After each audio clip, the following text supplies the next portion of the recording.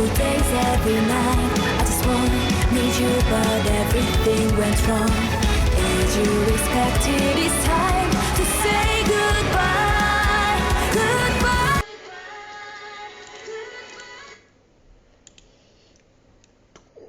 Tac.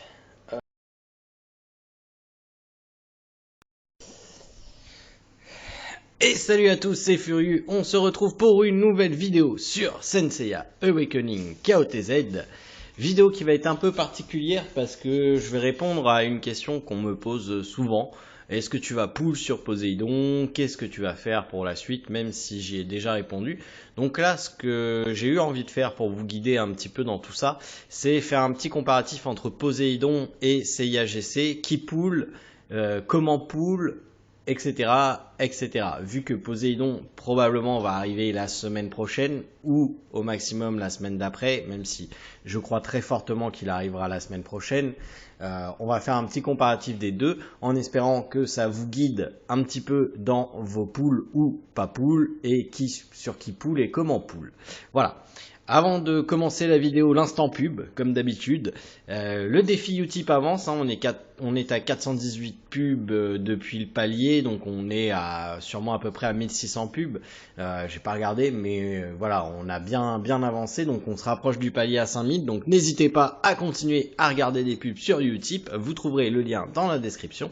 De plus, je vous rappelle que si vous voulez et si vous pouvez m'aider à rester dans le top 10 de la campagne de Make pour Dreamcatcher à Paris, il vous suffit de créer un compte My Music Test, de cliquer ensuite sur le lien dans la description et de faire le Make. Attention à bien créer votre compte avant de faire le Make, avant de cliquer sur le lien dans la description pour faire le Make, sinon ça ne marchera pas. Voilà, il y a beaucoup de gens qui se sont fait avoir, donc faites attention, créez bien votre compte et ensuite cliquez sur le lien pour faire le Make.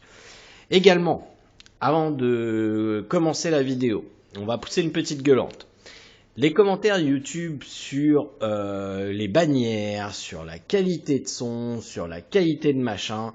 Alors déjà pour ce qui est de la qualité de son, la qualité des graphismes ou quoi que ce soit, je vous invite à aller voir la vidéo l'évolution de la chaîne. Vous saurez qu'il y a du matériel qui arrive au niveau de Noël, donc après Noël, pour améliorer encore la qualité du stream, sachant que je n'ai eu aucun retour de YouTube ou Twitch, quel qu'il soit pour le moment, donc c'est de l'investissement personnel. Je vous rappelle que ce n'est pas mon travail, que je suis actuellement en arrêt maladie, c'est pour ça que je peux vous sortir des vidéos assez régulièrement et essayer d'aider au maximum les gens sur Senseiya Awakening. Maintenant, si vous n'êtes pas content, je suis pas derrière vous avec un gun pour vous dire de regarder la vidéo. Rien ne vous empêche de ne pas regarder la vidéo, hein, clairement. Voilà. Maintenant, ceux qui la regardent, bah tant mieux. Ça va. Le but, c'est quand même d'aider, hein. Faut pas l'oublier. Le but, c'est quand même d'aider. Et alors oui, je ne démonétiserai pas les vidéos pour enlever les bannières de pub de YouTube ou de Twitch parce que sinon, bah clairement, hein, quand je vais recommencer à travailler et si YouTube, Twitch ne rapportent pas assez, eh ben c'est simple, vous aurez un live ou deux par semaine et vous aurez une vidéo ou deux par semaine. Et puis c'est tout, voilà. Il faut aussi prendre en compte que ça prend énormément de temps, que c'est un investissement personnel, que ça empiète sur notre vie privée et familiale, parce que je suis comme vous, hein, comme la majorité des joueurs, j'ai une famille, j'ai un enfant, j'ai une femme, donc voilà, il va falloir aussi arrêter et prendre en compte tous ces aspects-là avant de critiquer une vidéo, parce que ça commence à être souvent, quoi. Au bout d'un moment, de toute façon, sinon j'irai même plus répondre dans les commentaires, je posterai ma vidéo, je regarderai plus les commentaires et basta. C'est con, parce que je prends le temps d'aller regarder les commentaires pour répondre aux questions qu'il pourrait y avoir sur la vidéo ou sur tel ou tel personnage, mais si à un moment c'est trop, bah je le ferai plus. Donc voilà, à un moment, les petits mecs de 16 ans prépubères qui se sentent pupissés parce qu'ils ont l'anonymat d'internet, ça va faire. Et puis honnêtement, je m'en fous d'avoir plus ou moins de followers, donc dès qu'il y en a un qui me fait trop chier, c'est bloc instant de la chaîne. Voilà, clairement. Donc vous êtes prévenus. Donc maintenant, les petits malins qui s'amusent à faire ça, bah arrêtez parce que c'est vous qui allez être perdants bientôt. Du coup, maintenant que cette mise au point a été faite, nous allons passer au contenu de la vidéo. Donc, le le comparatif va se faire entre Seiya GC, qui va être le premier personnage de l'Arcades probablement, et Poséidon, qui devrait arriver soit la semaine prochaine, soit dans 2 semaines maximum. Déjà, il faut savoir qu'il y a une différence fondamentale entre les deux, c'est qu'il y en a un qui est SS et il y en a un qui est S. Donc déjà, ça c'est un point assez important quand même, parce que si vous avez Yogapog par exemple pour Poséidon, vous allez vouloir monter la foudre et la glace au minimum. Donc ça veut dire que ça va utiliser quand même un assez grand nombre de skill tomes. Si vous voulez montrer que la foudre, à ce moment-là, ça va en prendre moins, mais ça en prendra toujours. Seiya GC prend également des skill tomes, ça y a aucun souci là-dessus, mais à terme, il en prendra quand même moins qu'un Poséidon. Donc déjà, c'est un avantage au niveau des skill tomes de pool sur Seiya GC plutôt que de pool sur Poséidon. Donc on va le noter, c'est pour ça que j'ai mis la photo, je vais faire une petite liste en dessous des personnages, comme ça, hop, donc ça, avantage en skill tome, Seiya GC, voilà, donc, tac, on sauvegarde, comme ça, vous avez avantage en skill tome qui devrait apparaître, voilà, donc, avantage en skill tome pour Seiya GC, clairement, voilà. Poséidon, lui, en revanche, c'est le perso le plus puissant du jeu. Si ce n'est pas le perso le plus puissant du jeu, c'est le perso qui s'en rapproche le plus et qui est un des plus puissants du jeu. De par sa multifonctionnalité, il peut tout faire, le monsieur. Il peut debuff, il peut buff, il peut faire du dégât AOE, il peut faire du dégât mono-cible, il peut faire du contrôle. Il peut vraiment tout faire, du reflect de mage, donc c'est un des persos, si ce n'est le perso le plus puissant du jeu. Donc effectivement, Poséidon là-dessus, il a clairement un gros point, un très gros point, c'est que c'est un des persos les plus puissants du jeu, si ce n'est le perso le plus puissant du jeu. Pour moi, honnêtement, Poséidon, de par sa multifonctionnalité, c'est le perso le plus puissant du jeu. Donc, hop, on va lui mettre un petit bon point. Voilà, tac, hop, donc, on est bon, perso plus puissant, voilà. Donc pour moi, voilà, Poséidon c'est le perso le plus puissant du game. Autre chose, si vous n'êtes pas un joueur PVP à la base, Seiya GC ne vous servira à rien. Clairement, Seiya GC est un perso PVP full pin. C'est un gros perso PVP, mais en PVE, il va vous être que très peu utile, tandis que Poséidon, lui, peut s'adapter en PVE ou en PVP. Donc il va y avoir une puissance plus importante, enfin un intérêt plus certain de pool sur Poséidon si vous êtes un joueur PVE. Si vous êtes un joueur PVP, Poséidon va aussi être très fort en PVP et il va se combiner avec plein d'équipes, mais lors de sa sortie, Seiya GC va être un god tier en PVP. Clairement, à moins qu'il sorte Iki GC tout de suite après, ce qui m'étonnerait, mais bon, on n'est pas à l'abri de conneries. Je penserais pas, honnêtement, je penserais pas. Donc quand Seiya GC va sortir, ça va vraiment être un god tier en PVP et c'est de l'insta-ban. C'est de l'insta-ban. Alors vous allez me dire, ouais, mais du coup, s'il est ban tout le temps, ça sert à rien qu'on l'ait.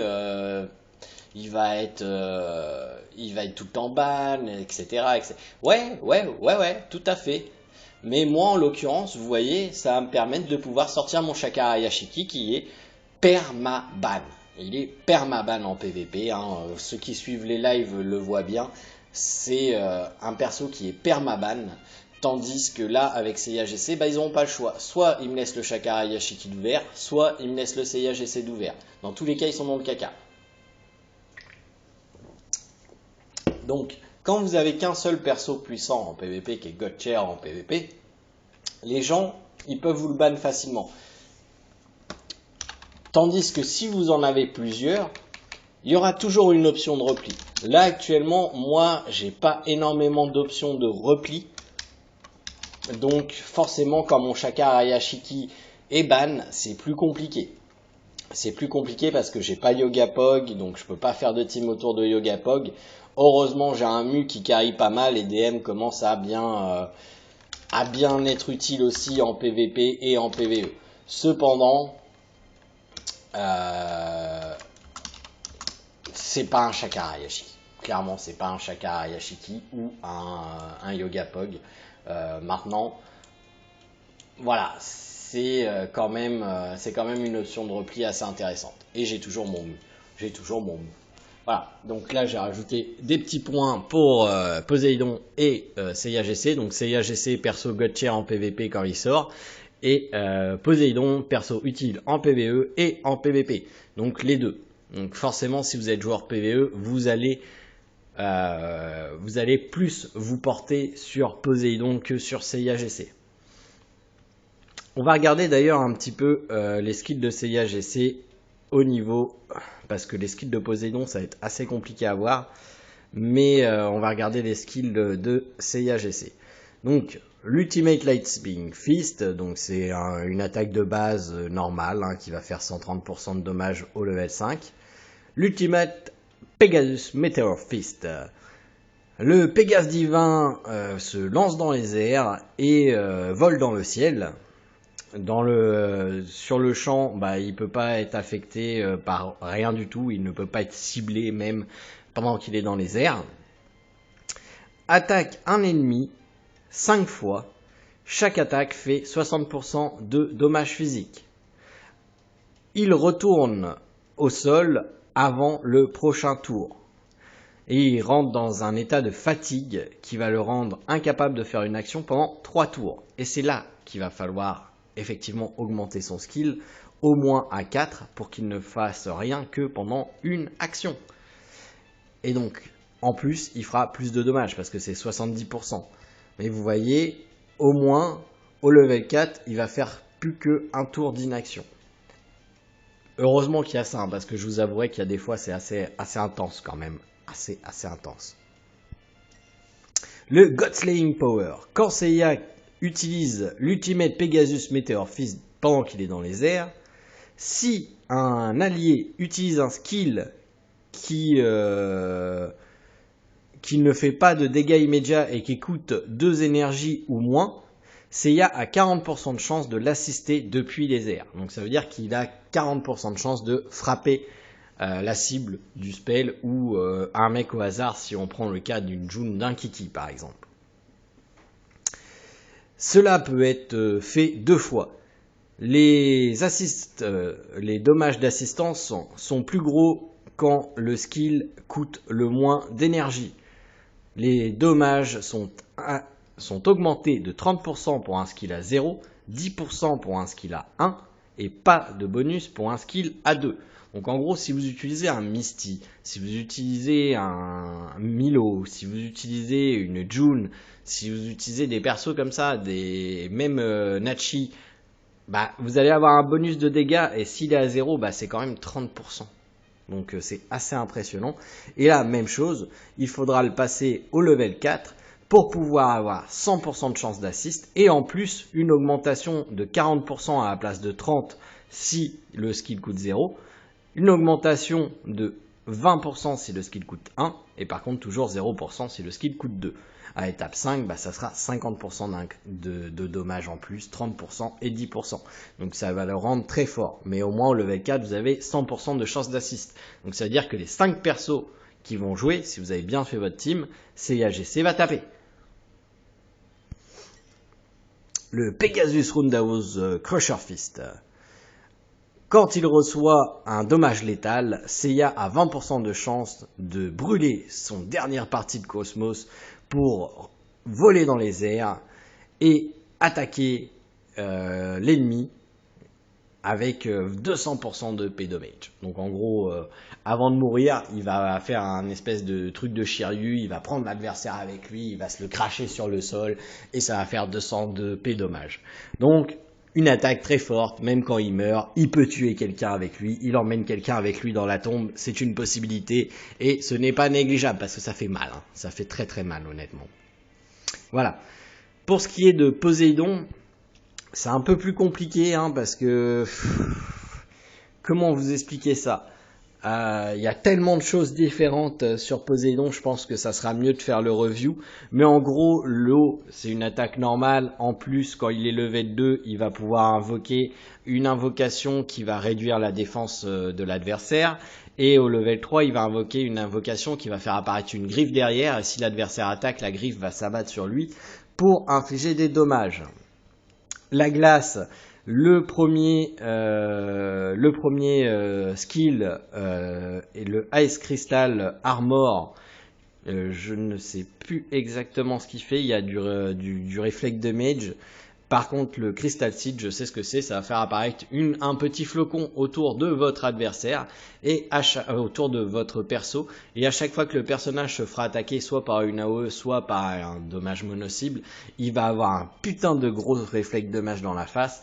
Par exemple, sur une Akala à 25-26k, ça foutait 7000 de Reflect Damage au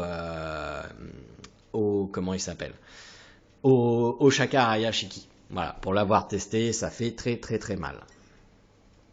L'éclair pour le premier, ça va être une petite AOE qui va coûter 2. Et le troisième level va vous donner un sort mono-cible qui a des chances de glacer votre adversaire. La vague, bon bah voilà, hein, c'est la vague. Vous allez lancer une grosse vague quand vous allez faire le combo des 3 spells et ça va augmenter les buffs. Enfin, ça va augmenter votre équipe et ça va donner des buffs. Donc quand il est level 1, ça va stacker 3 fois, quand ça est level 2, 4 fois, 5 fois, 6 fois et 8 fois.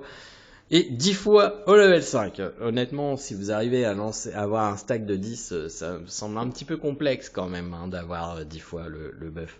Mais voilà, chaque branche va vous donner un buff différent et ça va renforcer toute votre équipe quand le Poséidon va lancer sa vague. Désolé, un petit peu de désaltération. Mais ça sera plus pratique quand il y aura une review dessus. Mais en gros, voilà. Vous avez vu, Poséidon a plusieurs possibilités. Tandis que CIAGC a beaucoup moins de possibilités. Par contre, un autre point pour CIAGC, c'est qu'actuellement, avec Shakara, Yashiki, Canon, Saga, Mu, tout ça, on est dans une méta plus dommage magique. Donc les gens vont avoir tendance à runer en dommage magique, en défense magique, tandis que CIAGC tape en dommage physique. Donc forcément, si les gens ont des floraisons, eh bien ça va réduire considérablement les dégâts de Poséidon versus CIA.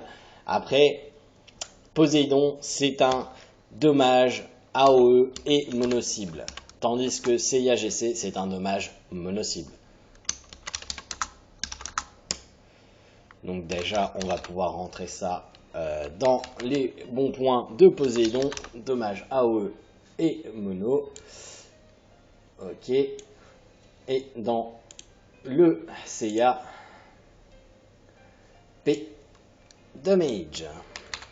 Et c'est important parce que les gens qui suivent bien dans le top, honnêtement, ça joue. De changer floraison ou pas, les Shakara Yashiki font beaucoup moins mal quand vous avez des floraisons que si vous avez des ténacités. Voilà. Pour finir, et l'étape pour moi la plus importante, c'est le temps. Poséidon sortira bien évidemment avant CIAGC. Donc forcément, vous aurez plus de temps pour stacker vos étoiles pour CIAGC. Et donc bah du coup, forcément c'est déterminant parce que moi par exemple là actuellement, peut-être que mercredi j'aurai 200 étoiles. Pour moi c'est pas assez pour tenter le Poséidon. Comme je vous ai dit, il aurait fallu à mon humble avis, un minimum de 500 étoiles pour essayer de tenter le Poséidon. Parce que je vous explique, si vous y allez avec moins de 500 étoiles, même quand vous allez avoir fini vos étoiles, si vous n'avez pas eu la chance de looter, et ben malheureusement vous n'aurez pas assez de frag pour